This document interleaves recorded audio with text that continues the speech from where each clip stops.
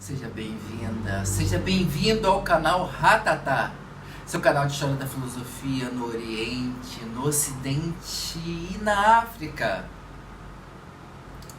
Os egípcios antigos eram politeístas, como boa parte do mundo à sua época. Porém, na 18ª dinastia, apareceu um grande herege. Quando Amenófis III sucedeu seu pai, provavelmente já estava casado com a rainha Teié, sua esposa principal. A ascensão do jovem rei ao trono ocorreu numa época em que, graças às notáveis realizações internas e externas de aproximadamente 2 séculos, o país se encontrava no auge do poder político, gozando de grande prosperidade econômica e desenvolvimento cultural.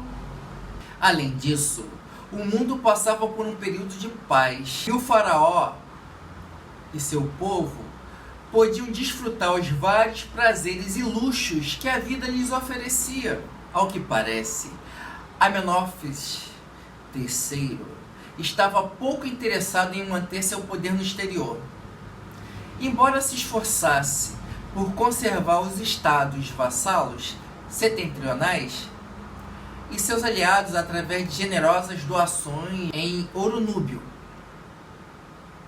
Pelo fim de seu reinado, a ausência de demonstrações militares encorajou os homens de iniciativa a conspirarem para reaver sua independência e a se revoltarem contra a autoridade egípcia. No entanto, Amenófis III não deu muita importância ao fato. Foi como construtor e patrono das artes que mereceu o nome de Amenófis, que significa o Magnífico. A ele devemos não só o templo de Luxor, considerada a mais bela de todas as construções do Novo Império, mas também muitas outras realizações arquitetônicas em Karnak e em todo o Egito, como o bem no exterior, Soleb na Núbia, etc. Embora o culto de Atum tenha se iniciado no reinado de Amenófis III, seu desenvolvimento teve pouca influência na adoração de outros deuses até um período avançado do governo desse faraó. Só a partir do 30º ano de reinado é que seu filho Amenófis IV, que mudou o nome para Akhenaton, tornou-se corregente. Fisicamente fraco, com um corpo frágil e delicado, o novo rei não possuía nem as qualidades de soldado, nem as de estadista. Preocupou-se, sobretudo, com as questões intelectuais e espirituais, ou mais precisamente, com sua própria mente e espírito. Muito orgulhoso de seu título, o que vive é verdade, procurou uma aproximação cada vez maior e mais harmoniosa com a natureza e na religião, uma relação mais direta e racional com sua divindade. Se interessou? Você já se inscreveu no canal Ratatá? Se inscreva agora mesmo! E se gostou do conteúdo do nosso canal, compartilhe entre seus familiares, amigos e vai de mané com Amenófis IV Akhenaton, jovem e fanático, foi o responsável por uma mudança política radical. O alvo de seus ataques foi principalmente os sacerdotes de Amon. Suas razões eram tanto políticas como religiosas, já que em Tebas, os grandes sacerdotes do deus Amon-Ra haviam adquirido tanta riqueza e poder que constituíam uma ameaça direta ao trono. No início de seu reinado, Amenófis IV Akhenaton ainda vivia em Tebas, onde construiu um grande templo dedicado a Atum, a leste do templo de Amon em Karnak. Depois, obviamente, amargurado, pelas reações que suas reformas suscitavam em Tebas, decidiu abandonar a cidade, fundando nova residência em Tel El Amarna, no Médio Egito. No 6º ano de reinado, ele e sua família, juntamente com um grande séquito de funcionários, sacerdotes, soldados e artesãos, mudaram-se para a nova residência, que chamou de Akhetaton. Akhetaton, que deriva de Akhet Aton, que significa horizonte de Aton, onde morou até sua morte 14 anos mais tarde. Mudou o seu nome para Akhenaton, que deriva de Akhenaton, ou seja, o que está a serviço de Aton, o servo de Aton, e concedeu à rainha o nome de Neferu Aton, que significa a beleza das belezas é Aton. Akhenaton trouxe ao mundo uma ideia ousada, a ideia de que existe um só Deus. O Criador de todas as coisas não é o Deus de um povo ou de uma tribo, mas o Deus comum de toda a humanidade para ele. O Egito teve sim muitos deuses, mas foi também a terra natal do monoteísmo. Não está claro de onde ele tirou essa ideia. Talvez ele tenha apenas resolvido popularizar os ensinamentos das escolas de mistérios, ou talvez tenha ele mesmo chegado a essa conclusão do monoteísmo. O fato é que isso não agradou a elite religiosa e seu reinado não durou muito. Mas enquanto durou, o monoteísmo de Akhenaton teve implicações nas artes, na religião e na política do Egito. O nome deste deus era Aton, e ele era diferente em muitas formas. Aton não tinha atributos humanos, mas características únicas, como a de se estar presente em todas as partes e saber de todas as coisas. Ele não devia ser adorado, mas não podia ser manipulado com rituais, sacrifícios, e talvez este tenha sido o grande desconforto que causou aos grandes sacerdotes, acostumados ao poder. Além disso, Aton não podia ser representado com formas humanas ou animais. Em vez disso, uma abstração do disco solar era seu símbolo, que iluminava a vida de todos. A representação do próprio faraó também mudou. Contrastando com os faraós anteriores, sempre esculpidos com perfeição, ele fazia questão de ser representado exatamente como eram, com lábios grossos, ancas largas e barrigudo.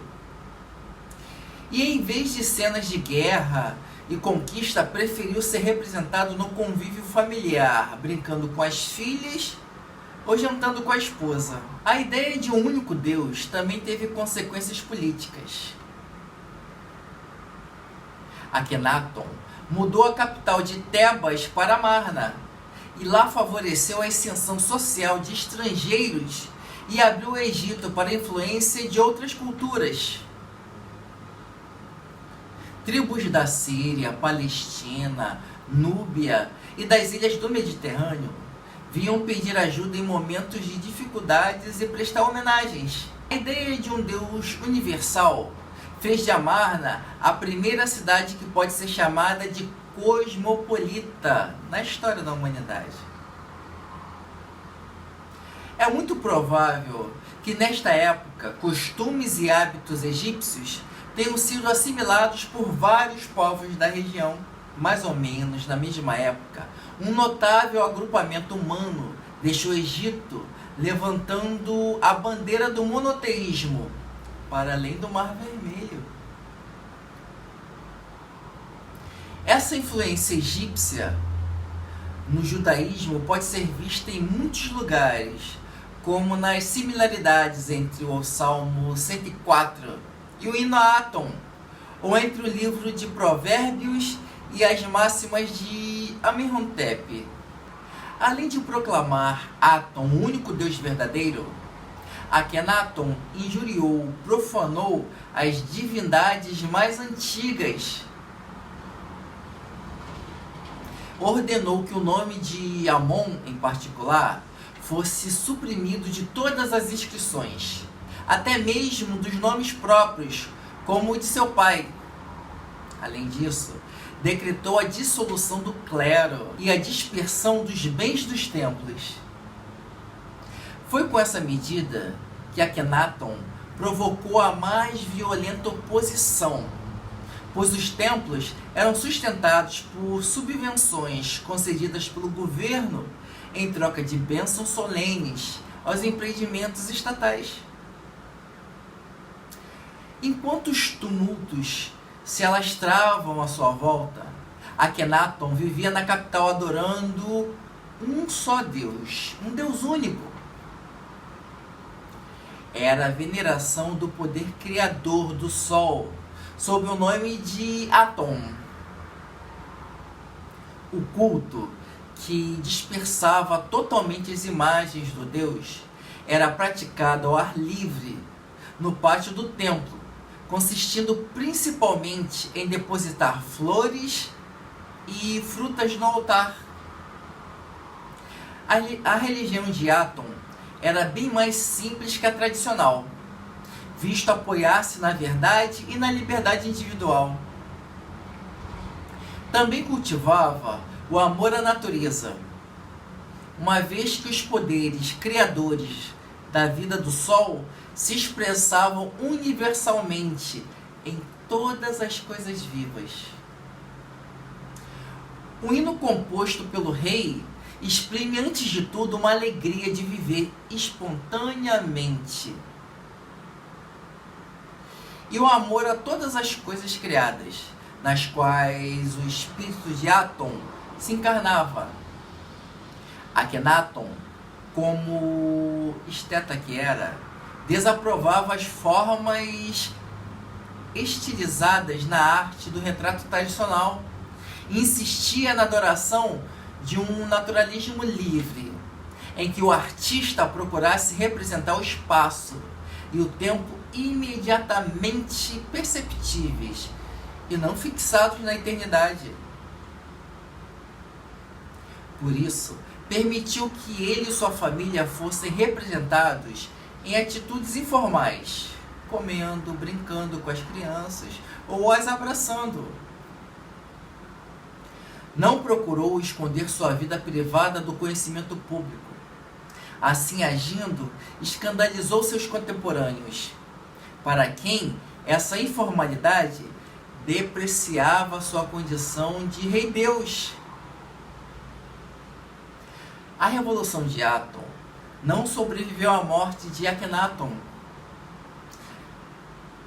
Seu corregente e sucessor, Semenkaré,